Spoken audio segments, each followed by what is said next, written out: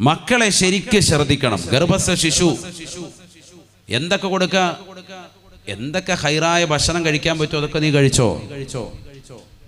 നല്ല അനാർ വാങ്ങിച്ച് നീ കഴിക്ക്. കുട്ടി വെളുക്കാൻ വേണ്ടി പരിശ്രമിക്കുന്നവര് കുങ്കുമപ്പൂ അത് ഇട്ടിട്ട് പാലിൽ കലക്കി കുടിക്കുന്നു ചെയ്തു, അതിനൊന്നും തെറ്റില്ല. ഞാൻ ഒരിക്കലും അതൊന്നും തെറ്റായിട്ട് പറയല്ല, അതൊന്നും ഒരിക്കലും പ്രശ്നമല്ല. നല്ല നല്ല പോഷക ആഹാരങ്ങൾ കഴിക്കും. അണ്ടിപ്പരിപ്പ് കഴിക്കുന്നു, നല്ല ഉണക്കമുന്തിരി കഴിക്കുന്നു. കുട്ടി നല്ലതാകണം, നല്ല ആരോഗ്യമാണ്. ഡോക്ടർ പറയുന്നു ഓരോരോ കാര്യങ്ങളൊക്കെ കൃത്യമായി ചെയ്യുന്നുണ്ട്. വനിത മറ്റു മാഗസിനൊക്കെ വാങ്ങിച്ചു വെച്ചിട്ട് അതിൽ പറയുന്ന കാര്യങ്ങളൊക്കെ ചെയ്യുന്നുണ്ട്. എന്നാൽ ഖുർആൻ പറഞ്ഞ കാര്യങ്ങൾ വല്ലതും ചെയ്യുന്നുണ്ടോ? ഖുർആൻ പറഞ്ഞ വല്ലതും ഉണ്ടോ? കുട്ടിക്ക് ആത്മീയമാകുന്ന ഒരു പോഷകം എന്തെങ്കിലും കൊടുത്തിട്ടുണ്ടോ? കുട്ടിക്ക് ആത്മീയമായ ഒരു പോഷകാഹാരം ഉമ്മ എന്തെങ്കിലും കൊടുത്തിട്ടുണ്ടോ? ഉമ്മയാണത് കൊടുക്കേണ്ടത്. കാരണം വാപ്പയുടെ കയ്യിൽ നിന്ന് പോയി ഉമ്മയുടെ ഉദരത്തിലാണുള്ളത്. 9 മാസം ഇനി അവിടെ രൂപപ്പെട്ടു വരിക. 4 മാസമാകുമ്പോഴേക്ക് അവൻ്റെ ശരീരത്തിലേക്ക് ആത്മാവുതപ്പെടുന്നു. ശരീരത്തിൻ്റെ വളർച്ച പരിപൂർണമായി എത്തുന്നു. ഒരു കുട്ടിയുടെ രൂപഭാവത്തിലേക്ക് മാംസക്കട്ടയിൽ രക്തക്കട്ടയിൽ നിന്ന് മാംസക്കട്ടയായി, മാംസക്കട്ടയിൽ നിന്ന് മനുഷ്യ കോലത്തിലേക്ക് രൂപത്തിലേക്കും ഭാവത്തിലേക്കും 4 മാസമാകുമ്പോഴേ കുട്ടി രൂപപ്പെട്ടു വരുന്നു. അതിലേക്കാണ് ആത്മാവുതപ്പെടുന്നത്. 9 മാസമാകുമ്പോൾ എല്ലാം പൂർത്തിയായി. ആ കുട്ടി പുറത്തേക്ക് വരാൻ റെഡിയാകാൻ. കുട്ടി ഉള്ളിൽ നിന്നൊക്കെ കേൾക്കുക. ഉമ്മയുടെ ഖുർആൻ പാരായണം കേട്ടുകൊണ്ട് കുട്ടി വളരണം. ഒരു കണക്ഷൻ ഉണ്ടല്ലോ, പൊക്കിൾ കൂടി കണക്ഷൻ. ഉമ്മയുടെ എല്ലാ പ്രവർത്തനങ്ങളും കുട്ടിയെ അറിയും, കുട്ടിയെ സ്വാധീനിക്കുമെന്നാണ്. അതുകൊണ്ട് ഗർഭസ്ഥ ശിശു കുട്ടി ഉള്ളിൽ കിടക്കുന്ന സമയത്ത് ശരിക്കും ഖുർആൻ ഓതട്ടെ. അങ്ങനെ ഒന്ന് ഓതിയൊരു കുട്ടി അവൻ സാലിഹാക്കാത്തുണ്ടെങ്കിൽ പറയും, പറ ഞാൻ ഇത്രയും ഖുർആൻ ഓതിയിട്ട് അവൻ സാലിഹായില്ല, ഇവൻ വയറ്റിൽ കിടക്കുമ്പോൾ ഞാൻ ഇത്ര ഹത്തം തീർത്തിട്ടുണ്ടെന്ന് പറയുന്ന ഉമ്മമാരുണ്ടോ? ഞാൻ ഇത്ര ദിക്ർ ചൊല്ലിയിട്ടുണ്ട് എന്നിട്ട് ഇവൻ സാലിഹായില്ല, ഇവൻ വയറ്റിൽ കിടക്കുന്ന സമയത്ത് ഞാൻ ഇത്ര നന്മ ചെയ്തിട്ടുണ്ട്. 4 മാസം കഴിയുമ്പോൾ യാത്ര ചെയ്യാൻ പറ്റുമല്ലോ, അവനെയും കൊണ്ടൊരു യാത്ര പോകും. എവിടെയാ പോകേണ്ടത്? ഇലാ ഹദ്റത്തി റസൂലില്ലാഹി സ്വല്ലല്ലാഹു അലൈഹി വസല്ലം, മുത്തുനബിയുടെ ഹദ്റത്തിലേക്ക്. പരിശുദ്ധമായ ഒരു ഉംറ നിർവഹിച്ച് റസൂലുള്ളാഹിയുടെ അടുക്കൽ ചെന്ന് പൊട്ടിക്കരഞ്ഞ ദുആയിരക്ക് അല്ലാഹുവേ. സാമ്പത്തികമുള്ളവരുടെ കാര്യമായി പറയുന്നത്, അല്ല ടൂറ് പോവല്ല. ലുലുമാളെന്ന് കണ്ടേക്കാം, അമ്മച്ചി വയറും വെച്ചുകൊണ്ട് അവിടെ കിടന്ന് തുള്ളുക, അവിടെ കറങ്ങുക. തിരുവനന്തപുരത്ത് ഒരു ലുലുമാൾ വരുന്നുണ്ട്, അത് കാണണം. അതിനുവേണ്ടി അവിടെ ഇപ്പോഴേ പോയി ക്യൂ നിൽക്കുക.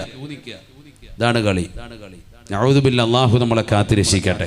അതിലൊന്നും ഒരു അർത്ഥമില്ല. നമുക്ക് ആഖിറം ലക്ഷ്യമാക്കണം, ആഖിറം ലക്ഷ്യം വരണം. കാരണം ഈ കുട്ടി സാലിഹാകണം, അത് നമ്മുടെ മർമ്മപ്രധാനമാണ്. ഇല്ലെങ്കിൽ രക്ഷപ്പെടൂല.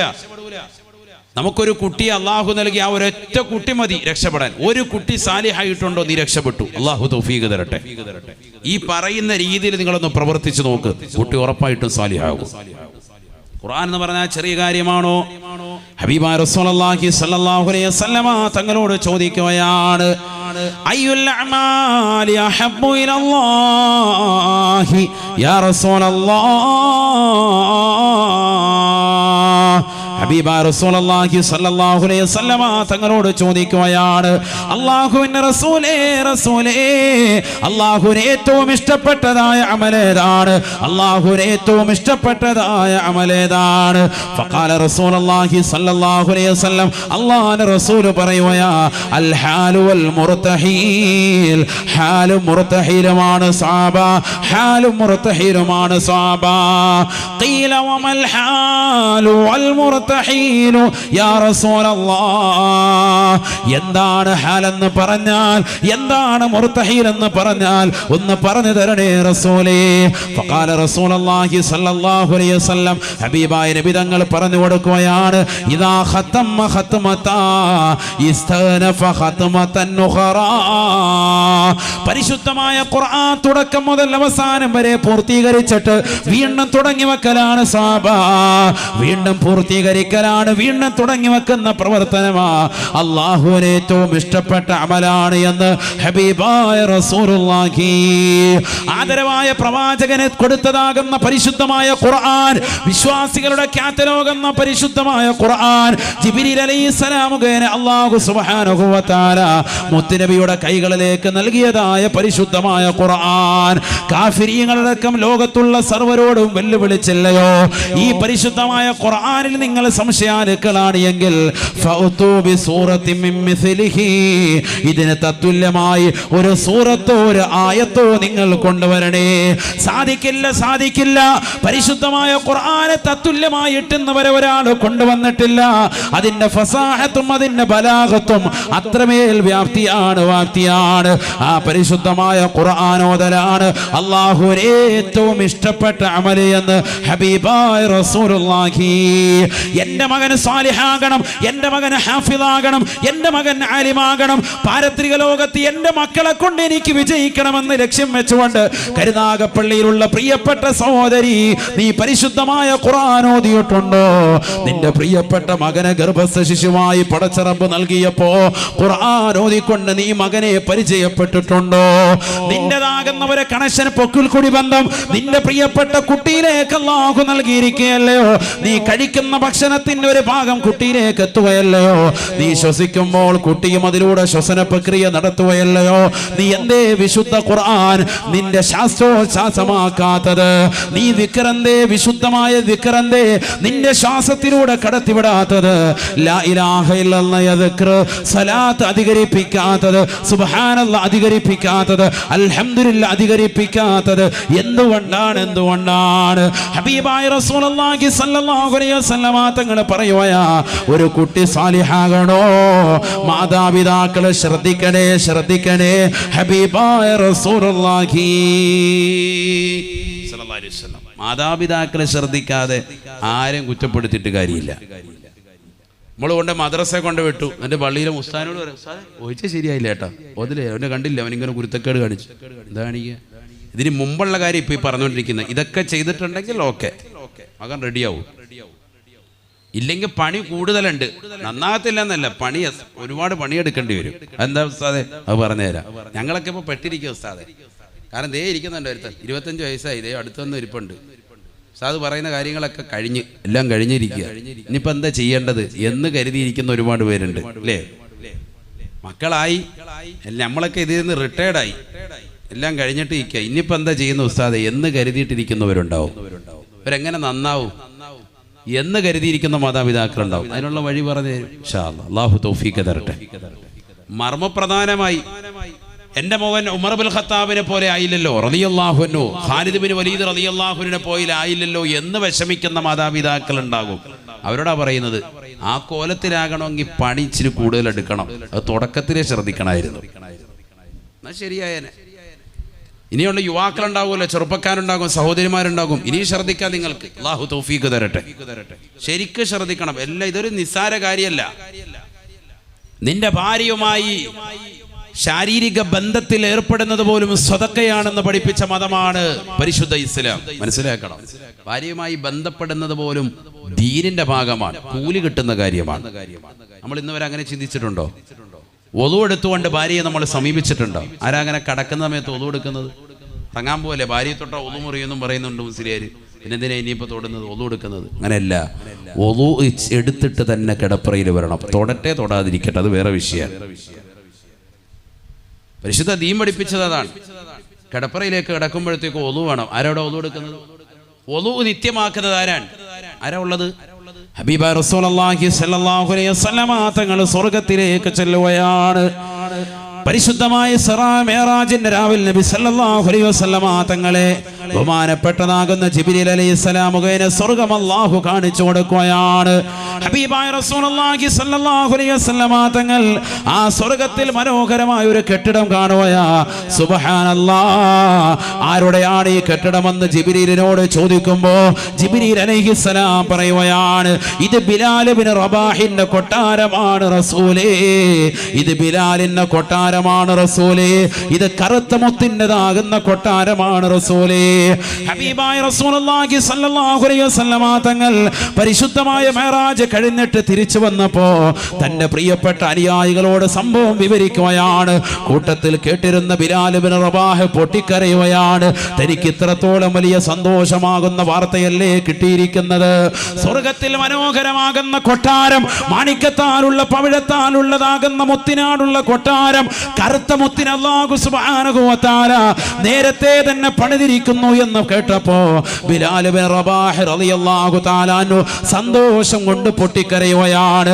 ഹബീബായ റസൂലുള്ളാഹി സ്വല്ലല്ലാഹു അലൈഹി വസല്ലമ തങ്ങൾ ബിലാലിനോട് ചോദിക്കുകയാണ്, ബിലാലേ പറയൂ ബിലാലേ, ഈ നിന്റെ കൂട്ടുകാരൊന്ന് കേൾക്കട്ടെ, നീ എന്ത് അമലാണ് പ്രത്യേകമായി ചെയ്തിട്ടുള്ളത്?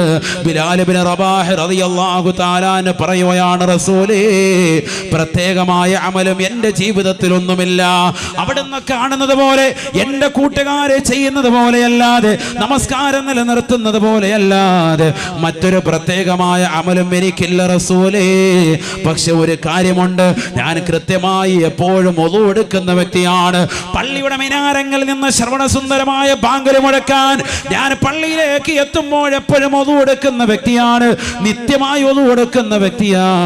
ഒളു എടുത്തു കഴിഞ്ഞാൽ 2 റക്അത്ത് ഒളുവിന്റെ സുന്നത്ത് നമസ്കരിക്കാറുണ്ട്. അത് കാരണമായിട്ടായിരിക്കാമെന്ന് അല്ലാഹുവിന്റെ റസൂലിനോട് പറഞ്ഞപ്പോ ഹബീബായ റസൂലുള്ളാഹി സ്വല്ലല്ലാഹു അലൈഹി വസല്ലമ തങ്ങൾ പറയുകയാണ്, ശരിയാണ് ബിലാൽ, നീ പറഞ്ഞത് കറക്റ്റാണ്, ശരിയാണ് ബിലാൽ. ആർക്കാണ് സഹോദരാ സഹോദരി ഇത് നിത്യമാക്കാൻ സാധിക്കുന്നത്? വളു എന്ന് പറയുന്നത് ചെറിയ കാര്യമല്ല, നമസ്കാരത്തിന് വേണ്ടി മാത്രമാകരുത്. നിന്റെ ജീവിതത്തിന്റെ നാനോന്മുഖ മേഖലകളിലും എവിടെ പോയിരുന്നാലും, ഏത് യാത്രയ്ക്ക് വേണ്ടി ഒരുങ്ങിയിരുന്നാലും 2 റക്അത്ത് യാത്രയുടെ സുന്നത്ത് നമസ്കരിക്കണേ, അതിനുവേണ്ടി വളു ചെയ്യണേ. വളു നിത്യമാക്കൽ ഏറ്റവും നല്ല കർമ്മമാണ്. ബിലാൽ റളിയല്ലാഹു അൻഹു വളു ചെയ്തിട്ട് 2 റക്അത്ത് നിസ്കരിക്കും. വളുവിന്റെ സുന്നത്ത് നിസ്കാരം അല്ലാഹു തആലയ്ക്ക് വേണ്ടി 2 റക്അത്ത് നിസ്കരിക്കുന്നു. വേറൊന്നുമില്ല. നമ്മൾ ആരും ചെയ്തിട്ടുണ്ടോ ഇന്ന് വരെ? വളു ശരിക്കും എടുത്തിട്ടുണ്ടോ? നല്ല പിന്നെ ബാക്കി ചർച്ച. എന്താ വളു? നമുക്ക് വളു ഇല്ല, എപ്പോഴും വളു ഇങ്ങനെ മുറിഞ്ഞുകൊണ്ടിരിക്കുക. അതവസ്ഥ ഇപ്പോൾ ഉള്ളത്. എപ്പോഴും വലിയൊരു വിഷയമാണ്, എന്നെ മരുന്ന് കഴിച്ചുകൊണ്ടിരിക്കുക. ഇതാവസ്ഥ. അല്ലാഹു നമ്മളെ കാത്തിരക്ഷിക്കട്ടെ. വളു നിത്യമാക്കണം, വളു നിത്യമാക്കണം. നല്ലൊരു അമലാണ്. കാരണം എന്താ, നമ്മളിപ്പോൾ ഈ സദസ്സിൽ വന്നൊരു വളുവുണ്ട്, ഇവിടെ നമ്മളങ്ങോട്ട് കുഴഞ്ഞു വീണു, എത്തിക്കുന്നതിന് മുമ്പ് തന്നെ മരണപ്പെട്ടു പോയി. വളുവോടുകൂടിയാണ്. റബ്ബ് ചിലപ്പോൾ അങ്ങ് കബൂലാക്കും. അല്ലാഹു സ്വീകരിക്കട്ടെ. വളു എപ്പോഴും എടുത്തോ. എന്തായാലും 5 വഖത്ത് നിസ്കരിക്കുന്നുണ്ടല്ലോ, അതിന് നല്ല റാഹത്തായിട്ട് വളു എടുത്താൽ മതി. പിന്നെ മൂത്രം ഒഴിക്കും, അല്ലെങ്കിൽ കീഴ്വായു പോവും. ആ പോകുന്ന സമയത്ത് അവിടെ പോയി വളു എടുത്തു. വെള്ളം ഉണ്ടല്ലോ, വെള്ളം ഇല്ലാത്തൊരു കാലഘട്ടത്തേക്കാണെങ്കിൽ ഓക്കെ, വെള്ളം ഉള്ള സമയമല്ലേ വളു നിത്യമാക്കണം. അങ്ങനെ സാലിഹായിട്ട് നിൽക്കണം. അതൊക്കെ നമ്മുടെ ചെറുപ്പത്തിലേ ശീലിക്കേണ്ട ചില കർമ്മങ്ങളാണ്. മക്കളെ അങ്ങനെ ശീലിപ്പിച്ച് നോക്ക്. ചിലർ ഉസ്താദ് അങ്ങോട്ട് വെളുക്കുന്നില്ല, ഫെറാലവരി തേച്ചിട്ട് രക്ഷയില്ല, ഫെറാലവരി വെളുത്തിരിക്കുക. നീ ഡെയിലി വളു ചെയ്തു, അല്ലാഹു സുബ്ഹാനഹു വ തആല നിനക്കൊരു ഈമാനിക പ്രഭ നൽകും. അല്ലാഹു തൗഫീഖ് തരട്ടെ. വളു നല്ല നിയ്യത്തിന് അല്ലാഹുമ്മ ബയ്യിദ് വജ്ഹി കമാ ബയ്യദ്ത വുജൂഹ ഇബാദിക സ്വാലിഹീൻ ദുആ ചെയ്യണം. അങ്ങനെ മുഖം കഴുകുന്ന സമയത്തെ അല്ലാഹു എൻ്റെ മുഖത്തെ നീ വെളുപ്പിക്കണേ, സ്വാലിഹീങ്ങളുടെ മുഖത്തിന് നീ പ്രഭ നൽകിയതുപോലെ എന്ന് പറഞ്ഞുകൊണ്ട് ദുആ ഇരക്കണം സയ്യിദുനാ റസൂലുള്ളാഹി. ഒക്കെ ചെയ്യേണ്ട കർമ്മങ്ങളാണ്. സഹോദരിമാര് ചിന്തിക്കൽ, സൗന്ദര്യം ഇല്ലാത്തത് കൊണ്ട് ഉസ്താദെ നമ്മളെ ആരും നോക്കാനില്ല എന്ന് പറഞ്ഞ് വിഷാദം വെക്കുന്നവരെ നിങ്ങൾ നോക്കാൻ വേണ്ടിയല്ല, ഖൈറായ ഇണ നിങ്ങൾക്ക് അല്ലാഹു നൽകും. അതിനുവേണ്ടി നിങ്ങൾ നിയ്യത്ത് വെച്ചുകൊണ്ട് ചെയ്യും. വളു നിത്യമാക്കൻ ചെറിയ കാര്യമല്ല. സീമാഹും ഫീ വുജൂഹിഹിം മിൻ അസരി സുജൂദ്. വളു എടുത്തിട്ട് 2 റക്അത്ത് നിസ്കരിക്കൽ, മുഖത്തൊരു പ്രഭ അല്ലാഹു നൽകും. അല്ലാഹു തൗഫീഖ് തരട്ടെ. ആമീൻ പറയിൻ. അല്ലാഹു തൗഫീഖ് തരട്ടെ. ബക്കറ്റ് ഒന്നും കൊണ്ടുവന്നു, ബക്കറ്റ് അല്ലേ?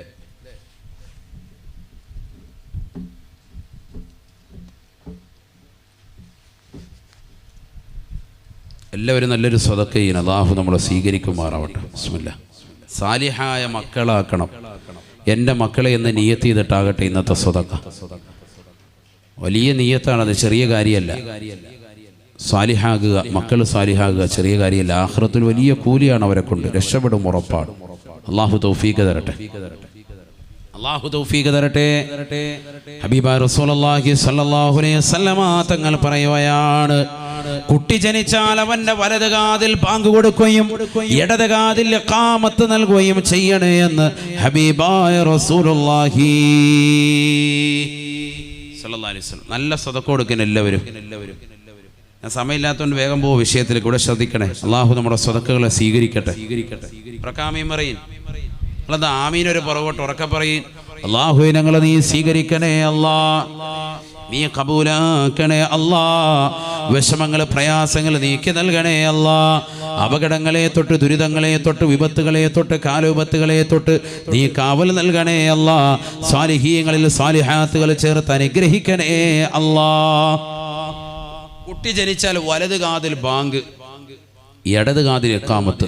ഇന്നും ഒരു സഹോദരൻ കരുനാഗപ്പള്ളിയിലുള്ള തന്നെയാണ്, പുത്തൻതുരുത്തി ദേശത്തുള്ള ഒരു സഹോദരനാണ്. ഇന്നും എന്നെ വിളിച്ച് ചോദിച്ചു, ഒരു അസറിന് തൊട്ട് മുമ്പ്, സാറേ ബാങ്ക് ഇഖാമത്ത് രണ്ടും ഒരേ കാതിലാണോ അതോ എങ്ങനെയാണ്? കാരണം പലർക്കും ഇപ്പോഴും അതൊക്കെ അജ്ഞതാണ്. അതുകൊണ്ടാണ് എന്നൊന്ന് പറഞ്ഞേക്കാന്ന് കരുതിയത്. കാരണം ഇതൊക്കെ പലർക്കും അത് അറിയില്ല. ചിലർ കരുതും ഉസ്താദ് ഇതൊക്കെ ഞങ്ങൾക്ക് അറിയാമല്ലോ മസാല. അങ്ങനെയല്ല. അശുദ്ധിയുള്ളതാകുന്ന സ്ത്രീകളായിരിക്കും ഒരുപക്ഷെ പ്രസവ സമയത്ത് അവിടെ ഉണ്ടാകുക. കൊടുക്കാൻ പറ്റുമോ ബാങ്ക്? ഹോസ്പിറ്റലിലായിരിക്കുമല്ലോ പ്രസവം നടക്കുക. അപ്പോൾ പള്ളിയിലെ മൊല്ലാക്ക അന്വേഷിച്ചുകൊണ്ട് പോകാൻ വണ്ടിക്കകത്ത് ആചാര്യ വിളിച്ചുകൊണ്ട് ഇവിടെ എത്തുമ്പോഴത്തേക്കും മണിക്കൂറുകൾ വൈകും, ചിലപ്പോൾ സമയം ഒരുപാട് എടുക്കും. അതുകൊണ്ട് അങ്ങനെ ടൈം കളയരുത്. എത്രയും പെട്ടെന്ന് കുട്ടിയുടെ കാതിലേക്ക് വേഗം, ഓൾറെഡി സമയം വൈകിട്ടാണ് ഹോസ്പിറ്റലിലൊക്കെ ആണെങ്കിൽ നമ്മുടെ കയ്യിലേക്ക് കിട്ടുക. കുട്ടിയെ തൂത്ത് തുടപ്പിച്ച് ചിലപ്പോൾ ഒന്ന് കുളിപ്പിച്ച് റെഡിയാക്കിയിട്ടായിരിക്കും ഇങ്ങോട്ട് കയ്യിലോട്ട് കൊണ്ടുവരിക. കൊണ്ടുവന്നിട്ട് ചിലപ്പോൾ അവിടെ നിന്ന് കാണിക്കുന്ന സമയത്ത് ചിലപ്പോൾ സ്ത്രീകളായിരിക്കും, ആണുങ്ങളാരും ഉണ്ടാവില്ല. ആണുങ്ങളെ ഫോൺ വിളിച്ചിട്ട് അവർ പിന്നെ ഇവിടെ എത്തുമ്പോഴത്തേക്കും മണിക്കൂറുകൾ പിന്നെയും വൈകിട്ടുണ്ടാവും. അപ്പോൾ ഇവർ പിന്നെയും കുട്ടിയെ കൊണ്ടുപോകും. ഒന്ന് അടുപ്പിൽ വെക്കട്ടെ, ചൂട് വെക്കട്ടെ എന്ന് പറഞ്ഞിട്ട്. അപ്പം അതാ പരിപാടി. എവിടെ ചെന്നാലും പറയും കുറച്ച് ചൂട് കൊള്ളിക്കണം, കണ്ണ് മഞ്ഞളിച്ചിട്ടുണ്ട് എന്ന് പറഞ്ഞ് ഒരു 3 ദിവസം ഹോസ്പിറ്റലും കൂടെ വെക്കും. അപ്പം ന്യായമായിട്ട് ഒരു 20,000 രൂപയും കൂടി റാഹത്തായിട്ട് ഹോസ്പിറ്റലുകാർക്ക് പോക്കറ്റ് വെക്കാം. ഇതാ ഇപ്പോഴത്തെ പുതിയ പരിപാടി. ഹോസ്പിറ്റൽ എന്ന് പറയുന്നത് തന്നെ അല്ലേ തന്നെ അങ്ങനെയാണല്ലോ. മനുഷ്യനെ എങ്ങനെ ക്രൂശിക്കാം, എത്രത്തോളം കൂടുതൽ ഹോസ്പിറ്റലിടാം എന്നത് ചിന്തിച്ചുകൊണ്ട് മരുന്ന് കൊടുത്ത് അവൻ്റെ ശരീരത്തിൻ്റെ ആരോഗ്യം ഒന്നുകൂടി ഇഞ്ചിഞ്ചായിട്ട് കുറയ്ക്കുക എന്നുള്ള പരിപാടിയാണ് പല ഹോസ്പിറ്റലും നടത്തിക്കൊണ്ടിരിക്കുന്നത്. പറയാതിരിക്കാൻ വയ്യ. അള്ളാഹു നമ്മളെ കാത്തിരക്ഷിക്കട്ടെ. ആരോഗ്യം ചെറിയ കാര്യമല്ല, എപ്പോഴും ചോദിക്കണേ. നബിയോട് ചോദിക്കപ്പെട്ടു, അയ്യു ദുആഇ അഫ്ളലു, ഏറ്റവും നല്ല ദുആ ഏതാ, ഏറ്റവും ശ്രേഷ്ഠമായ ദുആ ഏതാ? നബി തങ്ങൾ പറഞ്ഞത് സലിൽ അഫു വൽ ആഫിയ, ആരോഗ്യം ചോദിക്കണേ എന്ന് സയ്യിദുനാ റസൂലുള്ളാഹി. നമ്മൾ ആരും ചോദിക്കാത്തതും നമ്മൾ എപ്പോഴും മറന്നു പോകുന്നതും, പ്രത്യേകിച്ച് പ്രവാസികളടക്കമുള്ള സഹോദരങ്ങൾ, ഭർത്താക്കന്മാർ അവരുടെ ദൈനംദിന ജീവിതത്തിൽ, ഉമ്മമാർ തൻ്റെ മക്കളെ പ്രയത്നിക്കുന്നതിന് വേണ്ടി മക്കളെ കഷ്ടപ്പാടുകൾ, അവരുടെ ബുദ്ധിമുട്ടുകൾ തേടി പ്രയാസങ്ങൾ അനുഭവിക്കുന്നതിൻ്റെ ഇടയിൽ സ്വന്തം കാര്യം മറന്നുപോകും, നമ്മുടെ ആരോഗ്യം മറന്നുപോകും. എപ്പോഴും ചോദിക്കണം, അള്ളാഹു എനിക്കും എൻ്റെ കുടുംബാദികൾക്കും നീ ആഫിയത്തുള്ള ദീർഘായുസ് നൽകണേ അല്ലാഹ്. ചോദിക്കേണ്ട ഒരു ദുആ ആണ്. നസ്അലുകൽ അഫ്വ വൽ ആഫിയ വൽ മുആഫാത ദായിമ ഫിദ്ദീനി വദ്ദുനിയ വൽ ആഖിറ.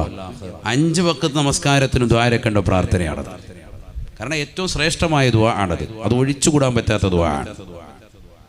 അല്ലാഹു തൗഫീഖ് നൽകട്ടെ. ബഹുമാനപ്പെട്ട തഴവ ഉസ്താദിന്റെ ഒരു ദുആയിലുണ്ട്, തവസ്സുലാക്കി മുത്തുനബിയെ തവസ്സുലാക്കിയിട്ട് ഒരു ദുആ ഉണ്ട്. ആ ദുആയിൽ അദ്ദേഹം ആദ്യം കൊണ്ടുവരുന്നത് ഇതാണ്, ആഫിയത്തിനെ ചോദിക്കാൻ. نسألك ونتوسل إليك بنبيك وصفيك ورسولك نبي الرحمة سيدنا محمد بن عبد الله صلى الله عليه وسلم أن تعافينا عافية لا سقم معها. മുത്തുനബിയെ മുൻനിർത്തി ഞങ്ങൾ ചോദിക്കുന്നു, അല്ലാ നീ ഞങ്ങൾക്ക് ആഫിയത്ത് നൽകണേ അല്ലാ.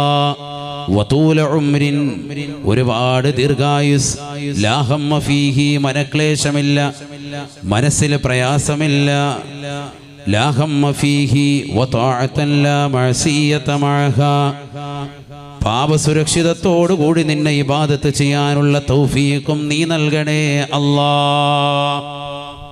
നല്ല ദുആ ആണത്. തഴവ പള്ളിയിൽ ചെന്നാൽ എപ്പോഴും ആ ദുആ എപ്പോഴും കേൾക്കാം. മുഹമ്മദ് ബിൻ അബ്ദില്ലാഹി എന്ന് പറയുമ്പോൾ എല്ലാവരും പറയും സല്ലല്ലാഹു അലൈഹി വസല്ലം. നല്ല ദുആ ആണത്. എന്തുകൊണ്ട്? ഹബീബ റസൂലുള്ളാഹി സല്ലല്ലാഹു അലൈഹി വസല്ലമ തങ്ങൾ പഠിപ്പിച്ച ദുആ ആണ്. മോമിനായ മനുഷ്യൻ ചോദിക്കുന്ന ചോദ്യങ്ങൾ വെച്ച് ഏറ്റവും അത്യുത്തമമായത് അവൻ്റെ ആരോഗ്യമാണ്. സലിൽ അഫ്വ വൽ ആഫിയ സദഖ റസൂലുള്ളാഹി. എപ്പോഴും ചോദിക്കേണ്ടതാണ്. അപ്പോൾ വലത് ചെവിയിൽ ബാങ്ക്, ഇടത് ചെവിയിൽ ഇഖാമത്ത്. അശുദ്ധിയുള്ള സ്ത്രീകളാണ് അവിടെ ഉള്ളതെങ്കിൽ വേറെ ആരെയും ഇനി നോക്കി സമയം കളയേണ്ട, ബാങ്ക് അവർക്ക് കൊടുക്കാമെന്നാണ്. കാരണം ബാങ്ക് ദിക്റിനാണ്, ദിക്റിൻ്റെ വാക്കുകളാണ്. അവരശുദ്ധിയാണ്, എങ്കിലും കുഴപ്പമില്ല, ഖുർആനിക വചനമല്ലല്ലോ. അതുകൊണ്ട് അവർ തന്നെ വേഗം തന്നെ കൊടുത്തോട്ടെ. ഏറ്റവും ഉത്തമം പുരുഷന്മാരുണ്ടെങ്കിൽ അവർ തന്നെ വേണം, ശുദ്ധിയുള്ളവരുണ്ടെങ്കിൽ അവർ തന്നെ. ആരും ഇല്ലാതായിപ്പോയി എന്നാൽ ഇവരും കൊടുത്തേക്കും. പിന്നെ അത് കഴിഞ്ഞ് പുരുഷന്മാർ വരുമ്പോൾ രണ്ടാമത് കൊടുക്കാം. രണ്ടാമതല്ല, എത്ര വേണമെങ്കിലും കൊടുക്കാമല്ലോ. ബാങ്ക് ഇക്കാമത്തെന്ന് പറയുന്നത് ചെറിയ കാര്യമാണോ? അപ്പം മാത്രം വിളിച്ചിട്ട് നിർത്തേണ്ടതല്ല. കുട്ടി വലുതായി, അവൻ ബുദ്ധിമുട്ടും പ്രയാസവും ഒക്കെ കാണിക്കുന്ന സമയത്ത് പൈശാചികത ഉളവാകുമ്പോഴൊക്കെ അവന്റെ കാതിൽ കൊടുക്കാം ബാങ്ക് എന്ന് ഫത്ഹുൽ മുഈൻ സൈനുദ്ദീൻ മഖ്ദൂം റളിയല്ലാഹു അൻഹു രേഖപ്പെടുത്തുന്നു.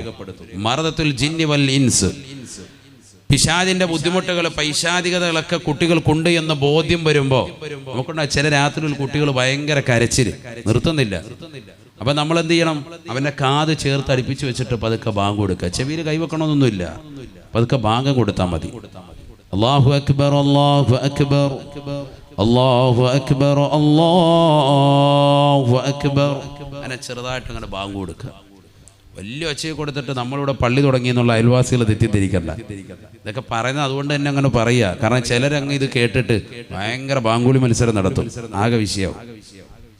അപ്പോൾ ഇടയ്ക്കിടയ്ക്ക് ഒന്നുമില്ല, കുട്ടി നല്ല രീതിയിൽ പോവുക, എന്നാലും അവനെ കൂടെ അടുത്തിരുത്തിയിട്ട് കൊച്ചു കുട്ടികളെ മടിയിലിരുത്തിയിട്ടൊന്ന് ബാങ്ക് കൊടുത്തേക്കുക, ഇടത് കാതിൽ കാമത്ത് കൊടുക്കുക. ഇത് രണ്ടും കൊടുത്തതിന് ശേഷം പിന്നെ ആയത്തുണ്ട്, വലത് കാതിൽ അവൻ ആയത്തോതി കൊടുക്കുക. റബ്ബി ഇന്നി അഊദു ബിക മിൻ ഹമസാതി ശയാതീനി വഅഊദു ബിക റബ്ബി അൻ യഹ്ളുറൂൻ. പിശാചിനെ തൊട്ടുള്ള കാവൽ തേടലാണ്, പിശാചിനെ തൊട്ടുള്ള കാവൽ തേടലാണ്. പൈശാചികതയെ തൊട്ട് പ്രയാസം കാണിക്കുന്ന, മോട്ട് കാണിക്കുന്ന, കുരുത്തം കെട്ടതാകുന്ന പൈശാചികതയെ തൊട്ട് എൻ്റെ ഈ കുട്ടിയെ കാക്കണേ അല്ലാ.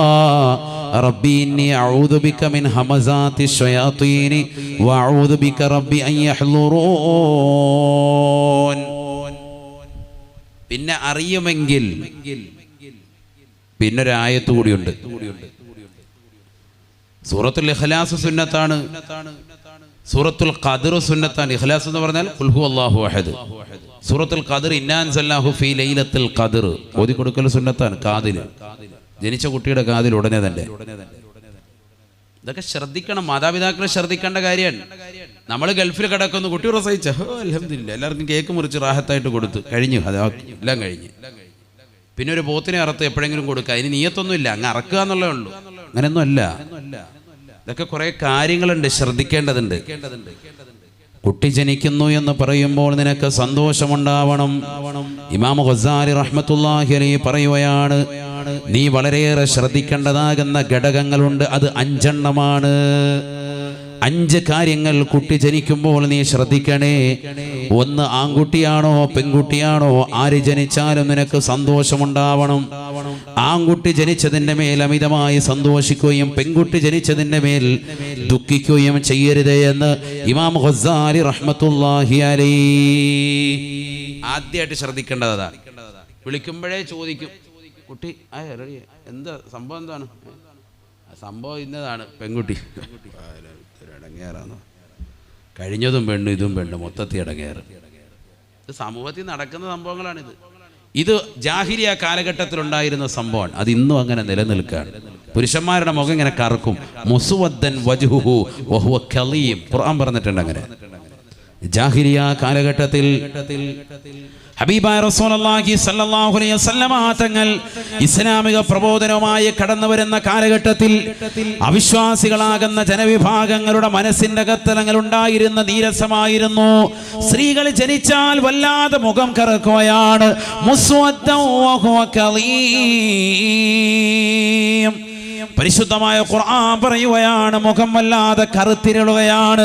സ്ത്രീകളെ പച്ചയ്ക്ക് കുഴിച്ചിട്ടിരുന്ന കാലഘട്ടമായിരുന്നല്ലോ അത്. എന്തുകൊണ്ടാണ് സ്ത്രീകളെ വേണ്ട വേണ്ട, സ്ത്രീകൾ ഒരു അപശകുനമായി, സ്ത്രീകൾ ഒരു ദുശകുനമായി കണ്ടിരുന്ന കാലഘട്ടത്തിൽ അല്ലാഹുവിന്റെ റസൂൽ കടന്നു വരുകയാണ്. സ്ത്രീകളെ കുഴിച്ചു മൂടരുതേ, അവർ അബലകളാണ്, ചപലകളാണ്. അവർ ഈ ദുനിയാവിൽ ജനങ്ങളുടെ വിളക്കാണ്, അവർ ഉമ്മമാരാണ്, അവർ മാതൃത്വത്തിന്റെ മഹിമ പേറുന്നവരാണ്. അവർ ഈ ലോകത്ത് നന്മയുടെ വക്താക്കളെ പ്രസവിക്കാനുള്ളതാണ്. ബഹുമാനപ്പെട്ട സാലിഹീങ്ങൾക്ക് ജന്മം നൽകാനുള്ളതാണ്.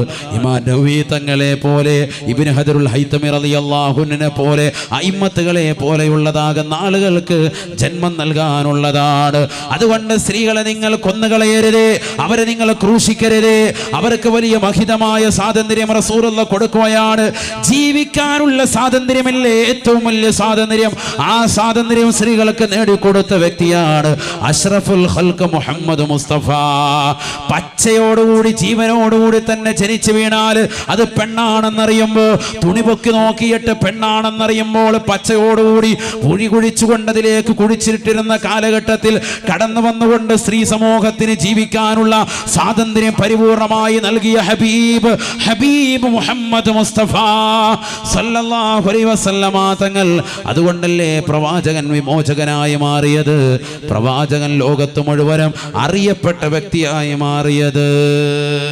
ആ പ്രവാചകൻ എങ്ങനെ അവന്റെ അനുയായി, മുത്തുനബിയുടെ അനുയായികൾ എങ്ങനെ സ്ത്രീവിരോധിയായി മാറും? ഒരു പെണ്ണിന് ഈ ലോകത്ത് ജീവിക്കാനുള്ള അവകാശം തന്നെ നൽകിയത് ഹബീബ് റസൂലുള്ളാഹി സ്വല്ലല്ലാഹി അലൈഹി വസല്ലം തങ്ങളാണ്. അതുപോലെ ആകരുത് നമ്മൾ. ഇന്നത്തെ സമൂഹം അങ്ങനെയാണ്. എങ്ങനെ വിടും? നമ്മൾ തന്നെ ഭാരിച്ച സംഭവമാക്കി വെച്ചു. സ്ത്രീധനം വലിയ സംഭവമാക്കി. മുസ്ലിം സമുദായത്തിലുള്ളത്. അന്യ സമുദായത്തിൽപ്പെട്ടവർക്ക് ഇത്രയില്ല, സ്ത്രീധനം വിപത്തവർക്കില്ല, ഇത്രയൊന്നുമില്ല. അവർക്ക് 2 ലക്ഷം ഉണ്ടെങ്കിൽ എല്ലാ പരിപാടിയും കഴിഞ്ഞു. കാരണം സദ്യയാണ് റാഹത്തായ നിലയിൽ ചെറിയ രീതി. നമ്മൾ മട്ടൻ ബിരിയാണി, ഒള്ളി മട്ടൻ 35 ആടിനെങ്കിലും കുറഞ്ഞത് ഇറക്കണം. അതിൻ്റെ എല്ലിങ്ങനെ കഴിച്ചിട്ട് ഇങ്ങനെ വരിക്കണം. ഇതാണ് പരിപാടി. അതിന് അനിയൻ കടക്കണി കുടുങ്ങിയിരിക്കും. അവനെന്നാലും അവനോട് പറയും, നിന്റെ മകളുടെ കല്യാണത്തിന് മട്ടൻ തന്നെ വേണം കേട്ടാ. ക്യാക്ക് ഇങ്ങനെ വലിച്ച് കഴിക്കാനാ. അവൻ്റെ എല്ല് ഊരിക്കൊണ്ട് പോവുക. അല്ലാഹു ആക്കട്ടെ. ഇതാ സമൂഹത്തിൽ നടക്കുന്നത്. ശരിയല്ലേ? മട്ടൻ വേണം, ചിക്കൻ ഫ്രൈ വേണം, നൂഡിൽസ് വേണം, എല്ലാ പരിപാടിയും വേണം. ഭക്ഷണത്തിനൊന്നും ഒരു കുറവും ഉണ്ടാകരുത്. അല്ലേ? ഇതായിപ്പോ ഈ സമൂഹം നഊദു ബില്ലാഹ്.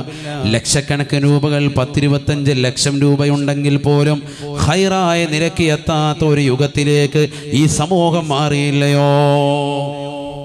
നല്ല നിലയ്ക്ക് ഇവിടെ 100 പവനും കൊടുത്തു, വാഹനം കൊടുത്തു, എല്ലാം കൊടുത്തിട്ടുണ്ടാകും. എന്നാലും ബഹളം. ഈ അടുത്തും ബഹളം ഉണ്ടായില്ല നമ്മുടെ മഹല്ലുകളിൽ തന്നെ. എന്താ വിഷയം? വണ്ടി വേണം, ഇന്നോവ തന്നെ വേണം എന്ന് പറഞ്ഞ് ബഹളം. ചെറുക്കൻ്റെ കൂട്ടുകാർ വേറെ വണ്ടിയൊന്നും പറ്റൂല. അവർ പറഞ്ഞ് ചെറിയ ആൾട്ടോ 800 നല്ല വണ്ടിയാണ്, സൂപ്പർ വണ്ടിയാന്നൊക്കെ പറയും. ഒരു രക്ഷയില്ല. അവസാനം അത് തന്നെ കൊടുത്തു. വിവാഹം നടക്കണ്ടേ? അപ്പം എന്ത് ചെയ്യുക? വാശി പിടിക്കാൻ വല്ലാത്ത വാശി. നഊദു ബില്ലാഹ്. അല്ലാഹു ആക്കട്ടെ. പെണ്ണിന്റെ വാപ്പയെ വല്ലാതെ ക്രൂശിക്കുന്നു, ഉമ്മയെ വല്ലാതെ ക്രൂശിക്കുന്നു, നിർബന്ധം ചെലുത്താൻ. മകള് മുഖേന കിട്ടിയതൊന്നും പോരാഞ്ഞിട്ട് വീണ്ടും വന്നിട്ട് ഓഹരി ചോദിച്ചുകൊണ്ട് നിൽക്കാൻ.